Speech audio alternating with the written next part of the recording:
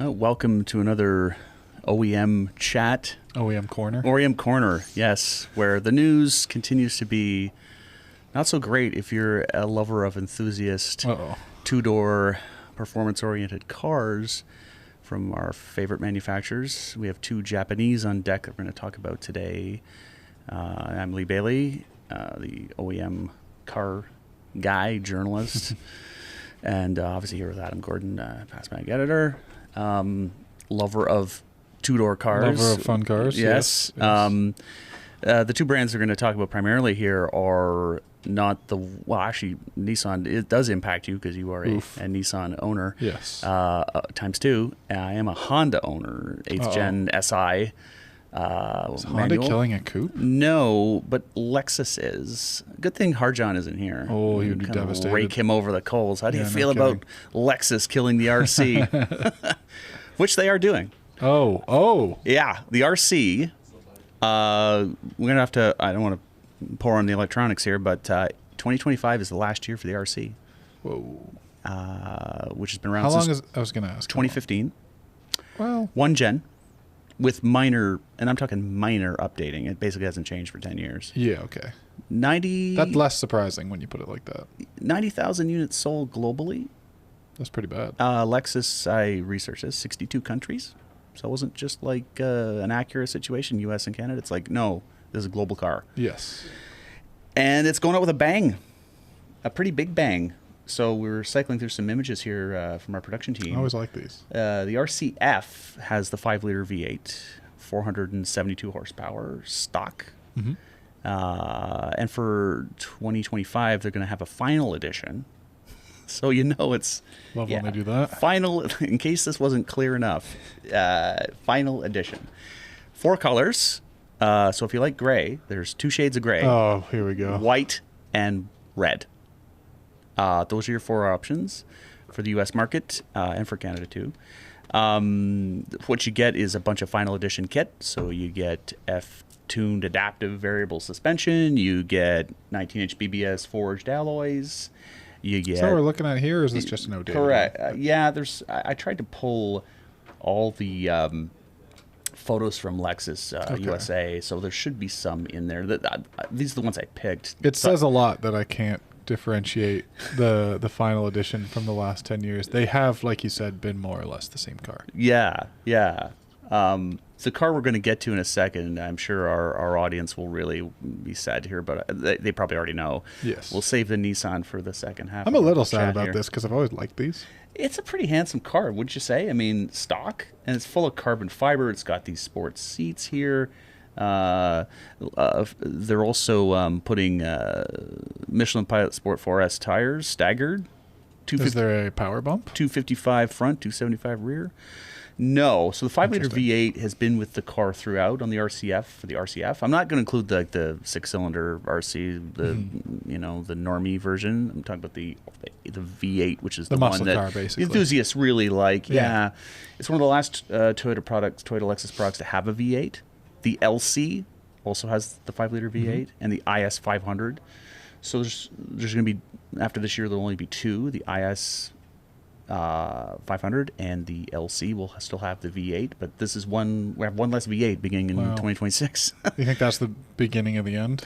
They don't even put V8s in their trucks and SUVs anymore. Exactly. Like the 2 big Lexus SUVs are turbo V6s now. Like the V8s are...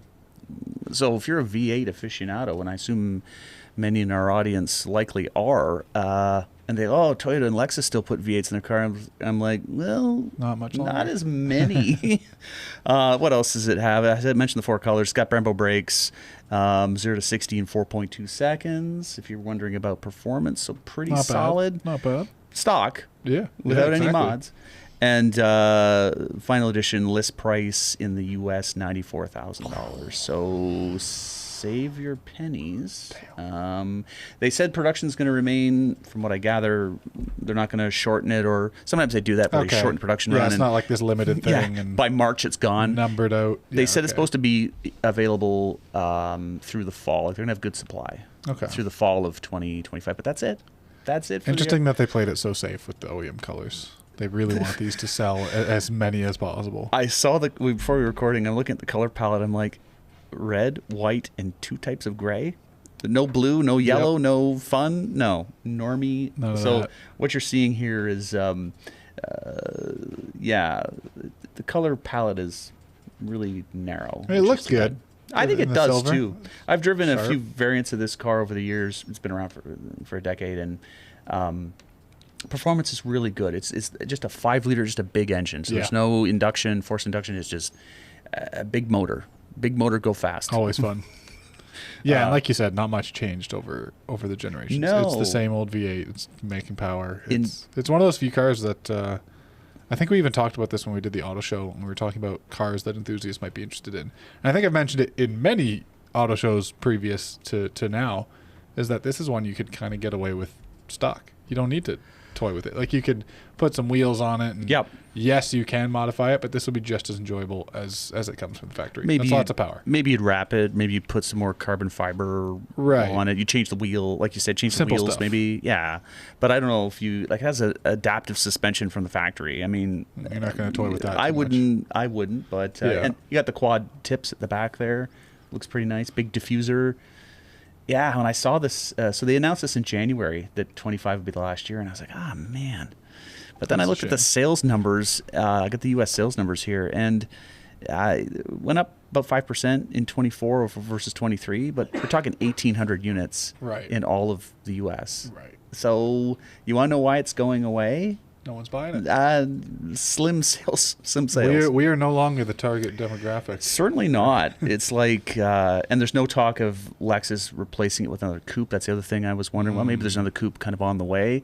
Well, they have that electric concept for a coupe that hopefully at some point surfaces. Yeah. But it's been years since we've seen it. So that's true. And so the car shows that I attend, a bunch of car shows here in Canada and obviously in the U.S. and other places, and I haven't seen or heard of any replacement, like direct replacement, because people think, oh, there must be a new one coming. I'm like, unlikely. The next car we're going to talk about is kind of in the same boat, although that one's a little more interesting. So the Nissan GTR, Godzilla. Here it goes. Time has finally come. Pour one out since 2007. 18 years. That's crazy. They talk about minor updating, very minor updating. Yeah, mostly body stuff, some interior, the black edition, and things along the way. So October 2024 was the last call for the U.S., the North American market. We got the, let's see if I can find them here. We got the T-Spec Takumi and Skyline editions. So we got the Midnight Purple and the Millennium Jade looking green one. Yeah. Love those. So unlike that's the best it ever got. Toyota Lexus with their conservative colors, they at least gave us some cool colors. Those look great too, by the way. Big fan. Like, how could you not, right? I mean, gorgeous. And I love how they brought Skyline. Yeah, man. Get that Skyline name in there. Just one last time. And the Takumi. And Takumi are the Nissan craftsmen who build the engine by hand. Yes. They also build the transmission by hand as well. But Nissan, as our listeners and viewers may know, hard times. Struggling a little bit. And so some of the coverage I've read since this was announced last summer say it may be a casualty of the company's financial problems. That does make sense. Yeah. And I think you're also a casualty of the time. Yeah. Like you said, 18 friggin' years. I think Nissan does this a lot with a lot of cars. The platform just overstays its time. Yeah, I wouldn't say overstays its welcome because it's still loved, but it loses its relevance in the landscape it was built for. The original GTRs were the budget supercar killer. There's nothing budget about these special editions. I was looking at the MSRPs. It's a supercar. It's the same thing, approaching 200K. Yeah, exactly. For these, and in short quantities too. By the way, we didn't get a ton of them in the North American market. But what's interesting is, as I mentioned in my story, which will be on our site soon, is in Japan, in the home market, they were taking orders up until the end of February. So the home market... For the ones they cut America off of in October, yeah. So October 24, sorry, America, you're done. But Japan, let's... Those ones don't have to be shipped overseas, that's why. That's correct. So production didn't actually end for the whole world, which is basically Japan, until end of Feb, so a few weeks ago. But they basically said, if you don't have one ordered... it's over. Yeah, you're the sun done. has set on the Nissan GTR. Yes. And as a big GTR fan, yes, it sucks, but also, they're out there. It's not like they're not out. You know, I don't think the 2026 R35 GTR would have been some other groundbreaking thing. It's going to be the same car. Take your pick of the generational. We changed minor trim. We changed the colors. Yeah, exactly. We changed the wheels. There's a few options you can look at. Pick your favorite R35. They're still around. Absolutely. And so that's it for the GTR as we have known it since 2007. I had to look. I can't believe that it was first shown at the Tokyo Motor Show in 2007. Remember that concept? What a funny looking vehicle. Yeah. But I like how it aged out. You're very right. But here's what Nissan may be replacing it with. I remember this. At the Tokyo Mobility Show in 2023, they unveiled this, which is a very thinly disguised future GTR. Yes. Not a lot of details in terms of drivetrain, but it's safe to assume it'll be electric. That's the Hyper safe Force. bet. The Hyper Force kind of suggests no internal combustion engine available. Or some. Yeah. Do you foresee a hybrid or no chance? I think there could be a middle ground. Nissan, I think, company-wide is starting to embrace a middle stage, which would be like a plug-in hybrid or some hybrid. Like the Rogue. Small engine, big electric motors. Coming later this year is a Rogue. Rogue's an SUV. It's going to have a plug for the first time. Interesting. So I wonder if they would hybridize this car rather than rip the engine out entirely and just go pure batteries and electric motors. But when they showed this 2 years ago, a lot of my colleagues who were in Japan were pressing them for details, and there just weren't. They didn't want it. It's a concept. Yeah, to me, this strikes me more as your design language concept, and I imagine elements of this will be seen across the Nissan Infinity line. I even see some continuity between the less crazy elements of this concept and the concepts for the Infinities we saw at last year's auto show and things like that. Right. Like a lot of the lighting design and trims and things like that. The Infinity coupe is similar proportions to this Hyper Force concept. It was on the auto show circuit last year, and yes, and everything I've heard suggests that this is it's a design exercise to a large degree, for sure. But future product could be spun off of. Oh, you look at the rear tail lights, and you're like, almost inevitable. And the rear wing, it's like, hello. Yeah, it's a GTR. I think it's inevitable that the next, if there is an R36, I think it follows a lot of what's going on here. If we get vertical doors, that's friggin' I was gonna say get like the scissor doors would be kind of wild. So then, just for our listeners and viewers, the Tokyo Mobility Show, which it's now called, is every other year. So it was in 2023. There's one coming up in October. So we wonder if there's going to be any further, if they're going to move the ball forward with this a little bit, and we could see something that maybe is more closer to production, because this looks like a spaceship to a large degree. Yeah. Well, look at the forged carbon concept. That's interesting. Yeah. Do you think time is of the essence for Nissan? I think get details sooner than later, or else. I think so. High water. Just our listeners and viewers likely know, if they own a Honda or Nissan product, that the two companies were talking about a merger back in January, February, and then they shut that down. They shut that down. There are no, not to get too into the weeds of the business, but there are no merger partners that have emerged for Nissan, and they're the ones who really need it. Honda, the reason it fell apart, the TLDR, is basically Honda wanted Nissan to be a subsidiary rather than a merger of equals, and Nissan didn't want to be the junior partner. And Honda's like, okay, well, find yourself another partner, maybe? This whole thing with the end of the GTR and kind of coinciding with when we knew it was ending. It's not like breaking news. Yeah. We knew.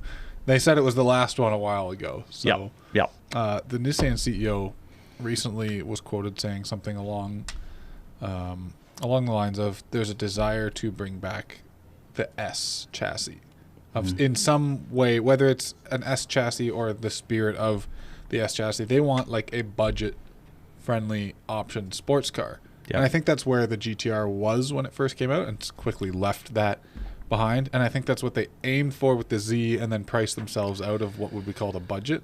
Do you foresee a smaller Z type vehicle? Oh man, I don't know where they're getting the money. Maybe I think the problem is, if they electrify it, development costs are going to balloon, and they'll need a way to recoup those development costs. That's all the OEMs that are into electrification have told me privately and for consumption that Their R&D budgets for electrification are just enormous because of the batteries and electric motors. They have to design all new architectures. Right.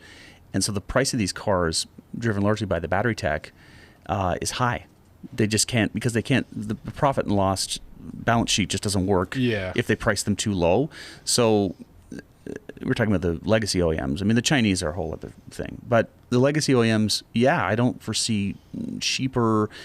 I mean, they're talking about having, like, cheaper in their mind is like a small SUV that's like under $40K US, or under $50K in Canada, and that's just not.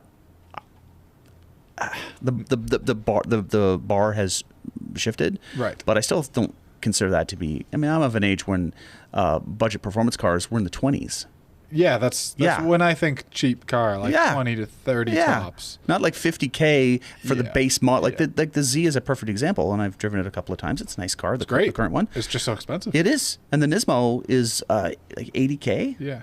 In Canada, and I think I forget what the U.S. price is, but it's high, and there's no manual for that car either. I think I talked about that on one of my other articles. Yeah. There's no it's automatic only for the Nismo. I'm like, that is a pain point. What? Nissan, if you bring back the Silvia name, please don't put it on a crossover or an SUV. Just anything but that. We don't want the version of what the RSX is going to be. Acura's bring it back as an EV SUV, or Mitsubishi with the Evo, or Ford with the Mach-E, or what. Take your pick. Just stop doing that, please. Yeah. So for our viewers and listeners, we want to do this because there's been a spate of coupes and high performance convertibles and performance cars that have gone away, and I made a short list here. We have the Audi R8 and the Audi TT, the Chevy Camaro, the Dodge Challenger, the Jaguar F-Type, and I put the Huracan, Lamborghini Huracan, although Huracan does have a successor, but none of those other cars do. I mean, it's just man. Is Audi done with sport coupes? I didn't know the R8 and TT had both gone. End of 2024 was the last. They had that one here at the auto show to show off the final R8, and that was it. Yes, they had 9 of those in Canada, and I think that was the one that I drove. Oh boy, they have one to show off at this point. Okay. 9 units for Canada. No direct successors either. Right. And there's talk that some of these concepts that have been floating around could eventually become. But as you mentioned quite accurately, I think they're often design exercises for the brand, the larger brand. I think so. And then they'll take parts of it and put them on their SUVs and their other cars. And like, well, where's the sports car? The functioning e-tron RS, whatever they had named it. Oh, yeah. You see all the elements from their flagship cars, but now it's a whole new ballgame. Yeah, exactly right. I go on a lot of these press events where they show us, sometimes we're under embargo, we can't even talk about what we've seen, what they show us. And some of these cars are even camoed, and so we don't have the final design. And then months later or a year later, it's like, that car doesn't come to market, but all the bits from the car filter out into their model. Yes. Acura did this they had a precision concept at the Detroit Auto Show. I'm dating myself here, but this is about 2016, I want to say. Right. And it was beautiful, Adam. Like 4 doors, but like no Acura you'd ever seen. And I thought, why'd they build that? Like this and it trickled into what became the new Integra, the new MDX, the new all their SUVs. Exactly. I'm like, this Google Acura Precision Concept Detroit Auto Show if you're interested, and you'll see a beautiful car that was just. And they even told us we're not necessarily going to build this, but I'm like, why not? It's beautiful. That's when I see I keep wanting to call it the R36. When I see the Hyper Force from Nissan, I kind of am struck with the same like. This is a dream. Yeah. It's maybe 10% of that design language trickles down to the production, but I think it was more of an exercise in marketing, and maybe why Nissan's running out of money looking at some of the materials. Yeah. I mean, for context, I pulled up the sales figures for the GTR in the U.S. last year. Good or bad? I want to say bad. Yeah. If you wanted one, you have one. Down year over year by 30%. Oh. 267 units for all of the United States. Shit. In 2024. I mean, that comes with the territory of existing for nearly 20 years. I bet the 370Z looked the same towards the end of its run. And it was around for a long time, too. That thing was around forever. If you wanted one or want one, you have one or had one. Yeah. And if you want one now, You have 17 years of cheaper options that are essentially the same car. I think the used market, and that's probably some of the thinking too, is that the used market's going to keep the nameplate alive for a long time. Of course. And obviously our aftermarket, our tuner audience, who is, I mean, how many GTRs have we featured? Exactly. I mean, exactly. And same with, I think even the RC has been, we've covered it in past Meg over the years as well. Like, there's a supply of them. Yeah. Like once the car is 10 years old. Yeah, it's no surprise that year over year you're losing sales numbers. And this was not for the whole calendar year. They cut sales off in October, so maybe it would have been maybe it would have hit 300. All the guys that got their GTR for Christmas. Yes. Dear Santa. So that's it's this kind of news that I don't like to often have to report or talk about. But Sign of the times. There's a silver lining because something is coming next. They're not going to trim down their whole lineup forever. No, we saw that group shot for Hyper Force where there's the one Halo car and then there's a bunch of like minivan and some SUVs. And right. I'm like, at least to get one Enthusiast car. Yeah. Yeah. It's kind of Enthusiast. I wager the entire background cast of that makes it to production before any R36 type situation. What about the sports car? Somebody wants still one in development. So at least there's hope. They've shown us something. Get your kids into sports cars, people. Absolutely. It's totally a harmless and not at all financially devastating hobby. But I think to your point earlier, I think there is a market for a performance platform that isn't going to break the bank. I think that's really where it is at this point. Nobody has money. Yeah. Nobody wants to spend it if they have it right now. And there's still a demand for internal combustion. So I think, I would say so. To your question, I think the electrification if this is the R36, the Hyper Force, it could be a hybrid with a gas engine and some electrification. But I'd like to see more. There will be some. Because all the good like Halo hybrid cars so far have been stellar. The P1, the 918, the several others. But they're all on the upper echelons of engineering. Yeah, like Porsche's got some mild hybridization for the 911 for 2025, but it's not like they're ditching the rear-mounted flat six. Exactly. Right? Like the flat six is not going anywhere. Thank God. At least not yet. So your thoughts as a Nissan owner? Obviously, the 240 Silvia platform. Right. The glory days of Nissan in some ways. It would be more bittersweet maybe 10 years ago. Mm-hmm. I think from the enthusiast side of things, even as like an R35 GTR fan, like I'm a GTR fanboy forever. Like I know I am. Right. I relate so much more to the 90s Nissan when Japan was in economic boom and the gentleman's agreement between the manufacturers, and they just really didn't care. They're like, yeah, we're going to build the best thing possible. The newer Nissan, since the changing of hands and changing of philosophies for what makes their cars. What the alliance with Renault. There's no spirit of what I liked about Nissan left in there. They softened up the GTR even. They lost touch with where the Z was kind of positioned in the market. There was nothing about current day Nissan that really appealed to the enthusiast to me at that point. And like I'm probably biased because I just don't like new cars for the most part. Sure.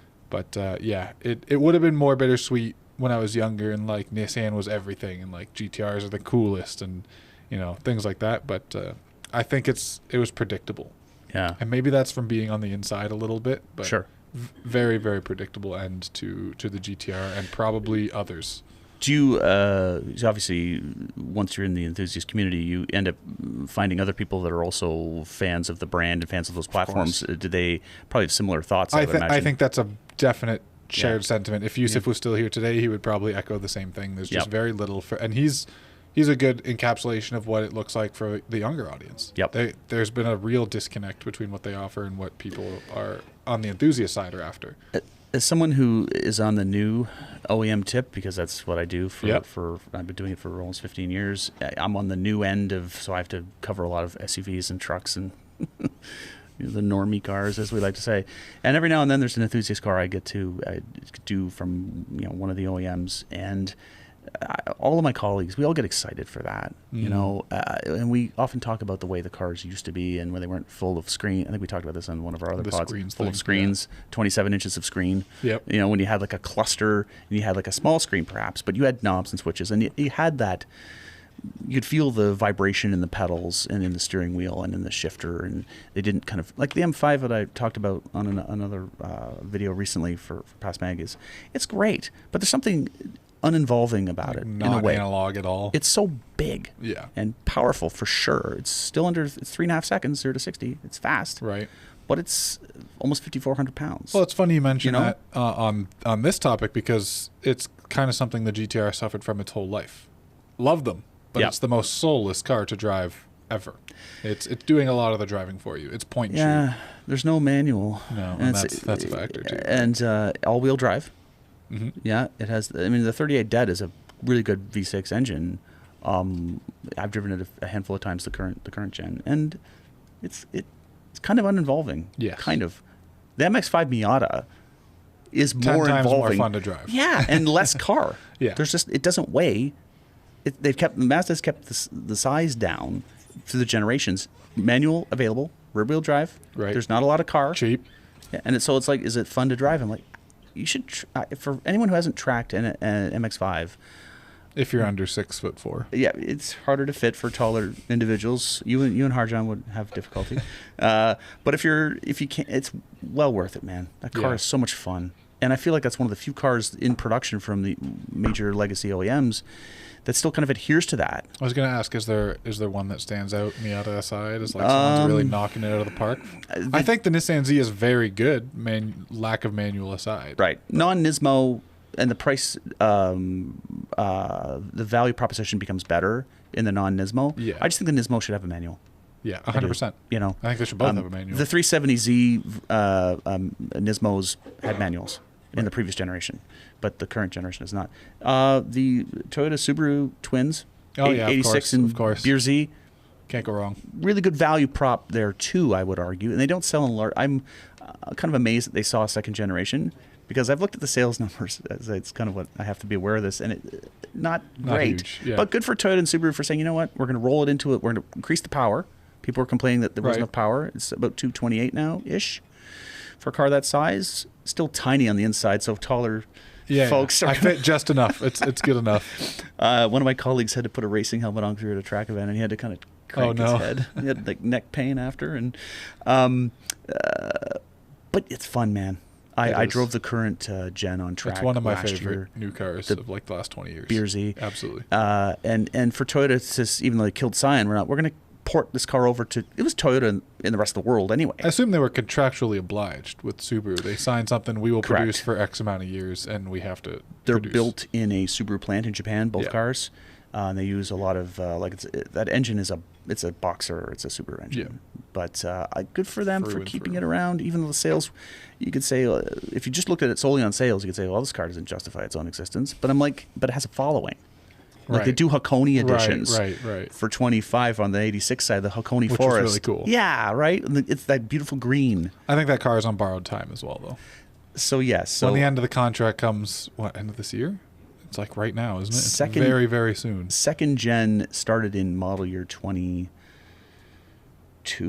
or 23. So, yeah, it may not be much longer. It's coming. But I think Toyota has plans, so I hope so. Waiting with bated breath here. Supra's on the more expensive tip, but I mean, OEM performance out of the box, rear-wheel drive, manual transmission, check. Yep. Built by Magna in Austria, and that's a contract situation as well. I've read that the Supra might be done in Europe after 25.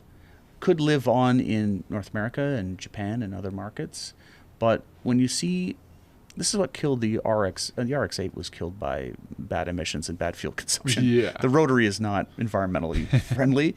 But when they quit selling it in Europe, huge market for a car like that, that was kind of marked the end. I remember reading at the time, like, oh, maybe it'll last in North America for a little.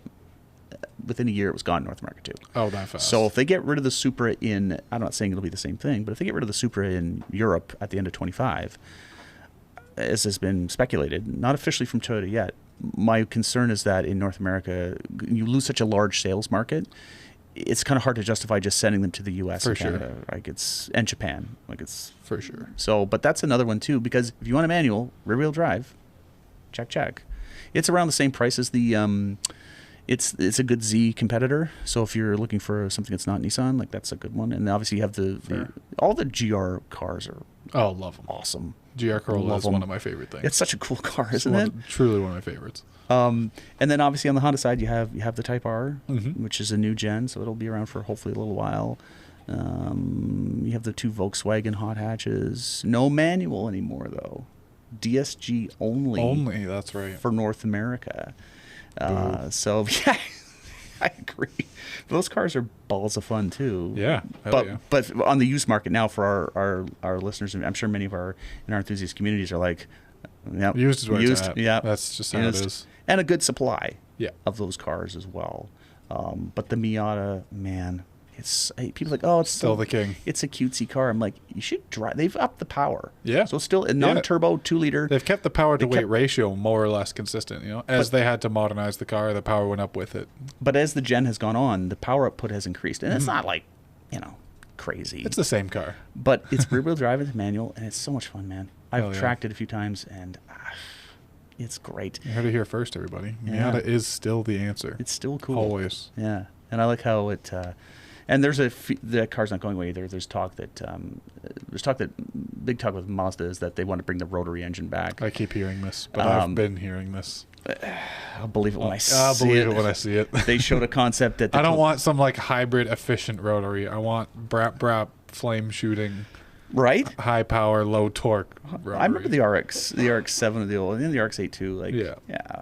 So there's talk that they showed a concept at the Tokyo Mobility Show in 23 as well for that. And there's been a bit of news saying, it's in development. The head of Mazda has said the new rotary is in development. So, but the Miata is core. They've said the Miata's not going anywhere. Awesome. I'm like, good. That's the good news. See, we end on good news all the time. We don't want you to feel like there's no hope. Hope springs eternal, even if we have to say goodbye to the GTR and the RC. I think it was time to go. Yeah. Sundown on the R35, I think, is about time. And Hyper Force maybe someday? Yeah. Maybe. Stay tuned. If Nissan lives, we get to see what they come up with next. Absolutely. Well, anyways, thanks for chatting with me, Adam. Hey, thanks for joining us. I figured if we talk about Nissan, there would be some interest. Yeah, definitely. Even if it's not the greatest news. But before I started here, a little known fact for our audience, before I started here with all the modified stuff, I was working on OEM side media coverage and things like that. So this is right up my alley. Some of my favorites. Yeah, and that's good. And then hopefully there'll be more good news to come. So anyway, that's about all we got here for now. So thank you all for watching and tuning in. If you have any comments, any cars you want me to or us to talk about in the future, please fill the comments up and reach out to us on socials. Yeah, if there's anything in the OEM world that you think is really pertains, good or bad, to the enthusiast in you or the enthusiast in all of us here, hit us in the DMs. We see your requests. That's how we ended up here. So and we'll see you next time. Yep. Thanks, guys.